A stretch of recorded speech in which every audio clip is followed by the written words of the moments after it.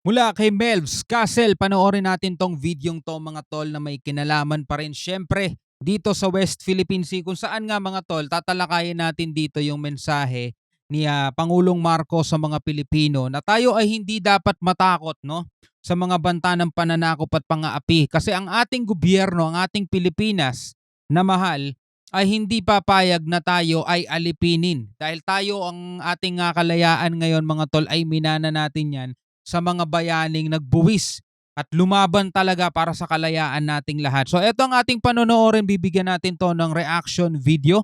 Bago ang lahat mga kapatid, huwag mong kalimutan mag-subscribe kay Melvs Castle, nakalagay po ang link sa ibaba. At kung bago ka pa lamang dito, trip mo yung mga ganitong klaseng reaction video and commentary, huwag mo rin kalimutan mag-subscribe. Click mo na rin ang notification bell para ma-notify ka pag may mga bago tayong reaction video tulad nito. Huwag na natin patagalin pa, panoorin na natin to mga tol. Sabay-sabay na winagayway ang watawat ng Pilipinas. Pero ang makakakilabot ay pag-angat ng bandila ng Pilipinas sa West Philippine Sea. Simbolo to na di tayo papasupil sa mananakop. Bilang tagapagmana si PBBM ng tagapagtanggol ng Pilipinas, titiyakin ni Pangulong Bongbong Marcos na papanindigan nitong panatilihing malaya ang bansa sa kamay ng sakim sa kapangyarihan. At habang nagtataas tayo ng bandila ng Pilipinas mga tol sa West Philippine Sea, ay umaaligid ang mga barko ng China at minamasdan lang tayo. Hindi natin alam kung anong iniisip nila mga tol. Hindi natin alam, baka tinatawanan lang tayo ng mga, tignan mo to mga to. Tinataas nila yung bandila sa West Philippine Sea pero hindi nila maipagtanggol. Hindi natin alam mga tol kung yun ang sinasabi nila pero 'di ba? Patuloy kasi ang ginagawa nilang agresibong aksyon sa atin at hindi kasi tayo pumapalag dito. Pero pinaninindigan natin na kung ano man ang mangyari at talagang magpatuloy sila sa pananakop, hindi naman tayo papayag na ipamigay na lang yan basta-basta nang hindi lumalaban, di ba? Bilang tagapagmana ng kalayaan na tinatamasa natin ngayon, tungkulin ng bawat isa sa atin na pangalagaan ito at tiyaking hindi na tayo kailanman magpapatinag sa anumang banta ng pananakop at pag-aapi. Kaya nga ang mangyayari mga tol kapag napalitan na si PBBM, sino kaya yung papalit na presidente? Meron kayang same na paninindigan? Meron kayang same na adhikain? O yung magiging susunod na presidente natin ay konting sindak lang ng China ay mamamaluktot agad, no? Di natin alam mga tol kung pwede nga lang si PBBM na hanggang no? Tuloy-tuloy na Tingnan nyo sa China, Xi Jinping nakaupo dyan. Nananatiling siya. Ang dami ng presidenteng dumaan sa Amerika at saka sa Pilipinas at saka iba pang bansa, nananatili siya kaya lahat ng plano niya, lahat ng gusto niya, natutupad niya kasi ang haba ng time niya Ang haba ng panahon niya dito sa Pilipinas. Hindi mo kayang tapusin lahat ng proyekto sa 6 na taon. Yung susunod sa'yo, tanong, itutuloy ba niya? Yung susunod sa'yo, kasing tapang mo ba? O, di ba? Yan ang problema natin dito. Harap ni Pangulong Marcos ang lahat ng ambasador sa Pilipinas. Kasama dyan ang ambasador ng China sa si Wang Zhilian. Dito hindi direktang tinukoy ang Chinese Embassy. Pero panawagan ni PBBM kung ang ibang bansa alam kung paano sumunod sa international law, sana kaya rin ng ibang bansang panindigan ito.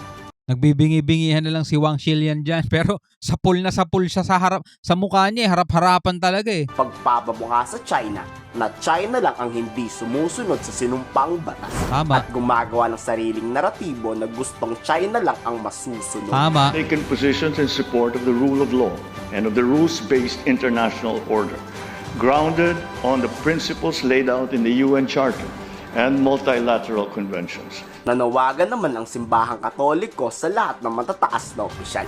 Walang magandang naidudulot ang digmaan. Buhay lang ang kinukuha nito. Tama. Sa huli, walang panalo. Yung panawagan nga niya di ba, na magkaroon ng dialogue. At isa pa, magkaroon ng respeto. Kasi yung dialogue nandiyan dyan, yung respeto wala. Hindi nakatatagpuan o hindi nahahanap ang salitang respeto sa bokabularyo ng mga incheck. Yun ang problema mga tol. Nakikita naman natin yung ginagawa nila rito sa West Philippine Sea. 'Di ba? Matatawag mo bang may respeto sila doon? Wala, 'di ba? Napakalabo makita. Wala talaga silang respeto. Kasi unang-una ito, imagine nyo 1982 UNCLOS. 1982. Nakapirma sila doon mga tol. 'Di ba halimbawa sa isang kasunduan, sa isang dokumento, kapag nakapirma kayo, honor mo 'yun, nakapirma ka doon eh. Wala kang magagawa, pirmado mo 'yan eh. Pero sila hindi. Aba, ang tindi talaga ng kapal mga tol. Balewala sa kanila 'yon. 1982 nag-define, ito Pilipinas meron 200 nautical miles exclusive economic zone. Pero hindi eh. Pinagsisigawan pa rin nila 'yon, 9 dash line nila, 'di ba? Talagang kanila daw 'yan at pinapalayas tayo mga tol. Ang Pilipinas lumalaban tayo sa pamamagitan ng legal na paraan. Dinala natin siya sa inarbitrate natin sa Dahig, sa Permanent Court of Arbitration. Napanalunan natin. Tanong, kinilala ba nila yung korte? Hindi. Wala silang respeto mga tol. Ang gusto nila, sila ang kikilalanin ng korte. Ang tindi, di ba? So yung dialogue, andyan yan eh. Kaso after natin makipag-dialogue sa kanila, balik pa rin sa dating gawi yung mga yan. Kung idadaan raw sa maayos na usapan, edi walang gulong kahihinat na. Panibagong patama yan sa Chinese Embassy.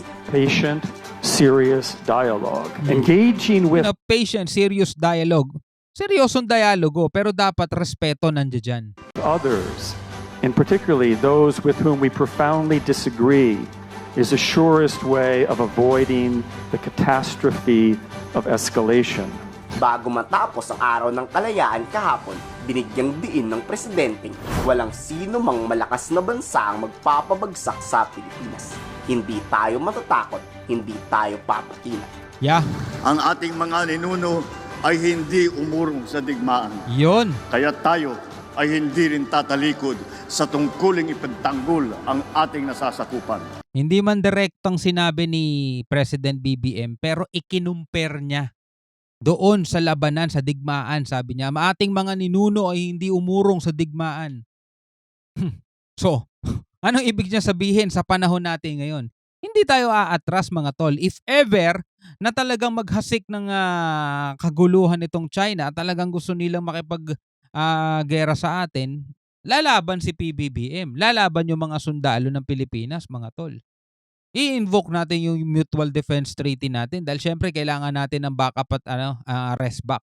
Hindi naman natin kakayanin mag-isa pero naninindigan siya mga tol na hindi siya titiklop, hindi siya yuyuko, hindi siya susuko. Ipakita natin sa buong daigdig Yan na ang tunay na kapangyarihan ay hindi nasusukat sa lakas o sa yaman, kung hindi sa tunay na kahulugan at katwiran ng ating ipinaglalaban. Sa alab ng pag-ibig sa bayan at sa di matatawarang pagkakaisa ng ating mga mamamayan. Mananatili tayong matatag at hindi tayo matitinag. Sa madaling salita, hindi lamang tayo lumilingon sa nakaraan ngayon. Isinasabuhay natin ito sa bawat hakbang na natungo sa mas malayang hinaharap. Kayo, gusto nyo bang manatiling malaya ang Pilipinas? Ayan magandang question yan. Kayo, gusto nyo bang manatiling malaya ang Pilipinas o maging probinsya na lang tayo ng mga Chekwa? Pwede kayo mag-comment sa ibaba. Kasi si Digong gusto natin maging presidente tayo ng mga Chekwa. Anyway, kung meron mang mananakop sa atin, mga tol, Western country o etong Communist Party of China, comment ka na lang din sa ibaba. Hanggang sa muli, ako nga pala si Shobaldi. Peace out.